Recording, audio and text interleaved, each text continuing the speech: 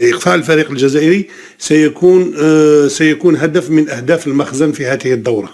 ماناش نبكيو على الأطلال، ولكن تم منحه شرف تنظيم هذه الدورة وهو غير جاهز. كاين الكولسة الكثير كان ينتظر من المخازنية، إن صح هذا التعبير، أنه ستكون وتتمنحهم بما أنه كانوا مرشحين ملاعب في الصحراء الغربية المحتلة أنهم يكونوا في هذه ويحتضنوا هذه الدورة، لكن اليوم الكاف ما خلاتش الفرصة وفشلت المخطط المخزني بقيادة القجح. منطقة تصفية استعمار وملف تصفية استعمار لا يمكن أنك تدير فيه تظاهرات. نجمة الثالثة من الأراضي المغربية، نجمة ثالثة ونأخذ الكأس ديفينيتيف. عامل الكولسة اللي عرفناها في إفريقيا. هنقولوا مثل هذه الأمور نقدروا نشوفها في بطولة 2025 بالمغرب، أم أنه ممكن الآن تجاوزنا هذا الأمر وأصبحنا مش إفريقيا اللي وشفناها في وقت فات؟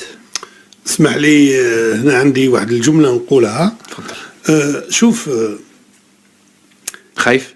لا نقول لك واحد الجملة اللي كل من ينظم أي تظاهرة رياضية عنده أهداف.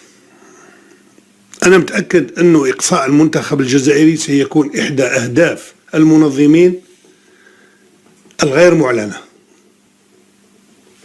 أنا متأكد أنه إقصاء هذا بغض النظر عن مشوار الفريق المغربي، يعني المشوار الكروي تاع الفريق المغربي ما هوش راح يكون مرتبط بإقصاء الفريق الجزائري. إقصاء الفريق الجزائري سيكون هدف من أهداف المخزن في هذه الدورة. ليس رياضيا؟ ليس رياضيا؟ ليس رياضيا طبعا، لأنه غياب الجزائر أو خروجها من الدور الأول سيعتبر نجاح للدوائر المخزنية بغض النظر عن مشوار الفريق المغربي الرياضي. أنا هذه أعتقد أنها من الأهداف الغير معلنة لنظام المخزن في هذه التظاهرة، ونقولها يعني بكل صراحة ومتأكد منها، وما يربطوهاش بالمشوار. لأنه علاش؟ لأنه 4 فرق اللي حتنشط النهائي من الاحتمال جدا أنها نصف نهائي، احتمال جدا أنه يكونوا فيها على الأقل 3 من شمال إفريقيا، ومن مصلحة المخزن أنه هذ 3 ما يكونش منهم الجزائر. ما تكونش منهم الجزائر. اسمع، خايف من عامل الكولسة الغير رياضية في الغير رياضية، يعني ستبقى موجودة مادام أنه الاتحاد الإفريقي لحد الآن لم يصل إلى مستوى من الشفافية. حتى السؤال اللي يطرح نفسه، علاش هذه الدورة قعدت حتى للخريف تاع 2025؟ لأنه الملاعب ما كانت جاهزة. يعني المغرب نرجع لورا شوية، ماناش نبكيو على الأطلال، ولكن تم منحه شرف تنظيم هذه الدورة وهو غير جاهز للمغرب، والملاعب غير جاهزة. لكن الآن احنا هذه المرحلة نفوتوها، ولكن يجب أن نكون يقظين سواء في البعثة الجزائرية، ويجب الدفاع عن مصالح المنتخب الجزائري في هذه الدورة بكل قوة، وعلى الاتحادية أن تقف خاصة بعد إذا الرئيس دا منصب في الكاف والرجوع إلى هذه الهيئة، عليه أن من الآن يستعد لهذا، لأنه الكواليس لن تختفي لا اليوم ولا في العام القادم ولا في السنوات المقبلة.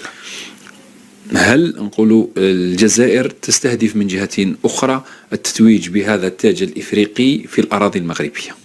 في الجروب هذا من المستحيل نخرجوا على البكري، وبعد عندك الويتيام دي فينال، وبعد الكار تم يبداك تعرف الكولسة تلعب الدور تاعها كيما تلعبت في الكؤوس الإفريقية اللي فاتوا. شفنا بزاف أمور غريبة حدثت. اليوم مادام كيما يقولوا الوليد صادي راهو في المكتب التنفيذي، على بالي باللي فافوار دي بروبلام، راح كيما يقولوا كيما يقولوا يبروتيجي فوالا يكومباتي وحده بيان سور، باسكو رانا غير الجزائر على بالك باللي داخل من بعد هما كاع لوبيات كاع خاصة الأفارقة كما قال لك هو منح كي منحوا لهم هما ديجا كانوا في مراكش في لوتيل تعرف ديجا اللجنة هذه كي يجيبوا 15 يوم 20 يوم تم اللي مريض يجي يداويه. هذه الأسئلة اللي تابعوها باك حنا لا غالب القارة الإفريقية كراه لا غالب 10 أيام في لوتيل يقدر يبارك البلاد تاعو. هذه معروفة. دونك الأساليب اللي راح تكون ولازم نستناوها الأرضية وكاين لقاءات متلفزة وكلش راهو يبان ومن بعد إلا حبوا يديروا فضيحة يعني تبان وتكون فضيحة يعني في كأس إفريقيا 2025. الجزائر تقدر تفعلها فاتح نشط النهائي ونسمعوا النشيد الوطني وترفع الراية الوطنية هناك ونعودوا بالتاج كما فعلنا في 2019. قبل ما نقولوا إذا تقدر تفعلها وشنو هو الشيء اللي يخص باش ما تفعلهاش؟ هذا هو السؤال. وشنو هي الحاجة اللي تخص؟ كاليتي دي جوار عندنا، الكليما ديالنا، لونترينور كاين واحد جديد، فلسفة جديدة ماشي اللي كان من قبل، اللي كان من قبل دار ليه واللي عليه سي بون. ديناميكية النتائج كاينة. ديناميكية النتائج. واش هي الحاجة اللي تمنع؟ ما كانش حاجة اللي تمنع. كاين الكولاسة. كاين الكولاسة وفعلوها بإذن الله